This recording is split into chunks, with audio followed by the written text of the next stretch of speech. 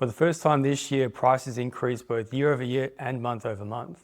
Now this came as a surprise as the market has been very sporadic. And I'll explain my theory as to why this is happening later in the video. Homes for sale are down year over year, and interestingly, new listings were up only 1% month over month, when they should be increasing a lot more during the spring selling season. Closed sales are down year over year, but we saw modest price gains both year over year and month over month. A potential reason prices increased despite higher rates is that the stock market is at an all-time high, with more people invested in it than ever before. Those buyers are potentially selling off some of their positions to purchase a home and putting more money down so their monthly payments are manageable despite the high interest rates. I'm Shane Willcox. I'm a real estate agent on the west side of LA. If you're thinking about buying, selling, or have general real estate questions, reach out anytime by clicking the link in the description below. So far this year, the market has felt unusual, soft, sporadic, hard to predict, fragmented, and overall inconsistent, just to name a few. Yet prices were up for the first time this year, both year over year and month over month. Now, something that will most likely contribute to these prices continuing to increase is the lack of new inventory. Having only a 1% increase in new listings month over month when we're in the thick of spring selling season isn't a good sign for a balanced market. Now, most of the conditions I mentioned are driven by uncertainty surrounding the war in Iran, and there is a hope it will be resolved shortly. And if it does, there is a belief that perhaps the spring market will be later in the year. So typically here in LA, the summer months are slower. This year, the summer months may be busier than usual because the spring selling season has been so slow. And if inventory remains constrained, but there are still enough motivated buyers, prices will remain steady or perhaps even slightly increase leading up to those potentially busier summer months. Now, this is just a theory, and over the past few years, it's been impossible to know what will happen in the coming months. Now, what I'm saying might sound contradictory at times, and as I process the market, I feel the same way. The reason for this is that the real estate market over the past few years hasn't been normal. For example, when you look back at the previous years when mortgage rates were going up, but prices were remaining steady or even increasing, that wasn't normal. Now there are some areas where homes are selling for high prices, whereas other areas or other properties are struggling.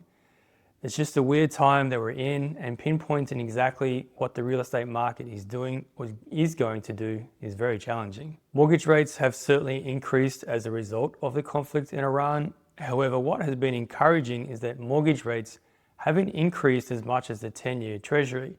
Now, normally the 30-year fixed and the 10-year bond move in tandem, but thankfully mortgage rates have been more resilient than the bond market. The bond market has been highly reactive to what Trump says each day, and in some cases multiple times a day, as they wait for a clear indication of when the war will end. So until that clear indication comes, expect mortgage rates and bond yields to remain elevated. Now, as I've talked about before, condos are having a really tough time in the real estate market due to increasing HOA fees, special assessments, and insurance costs.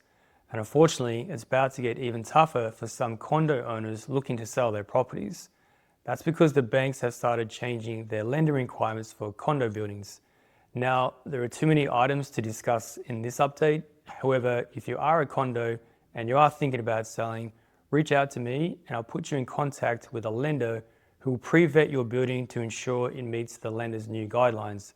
And that will provide this service free of charge. Land prices in the Palisades continue to rise gradually, suggesting that sentiment is improving and buyers see value in purchasing the lots. There's a website called Palisades, and they have been following the permits and certificate of occupancies filed with the city. And according to them, 99 permits were issued in April, and a total of 8 C of Os have been issued since the fires. And it's taken on average 110 days from plan check to permit issuance. For those of you who have been getting my monthly newsletter for a number of years, you know I'm not one to toot my own horn.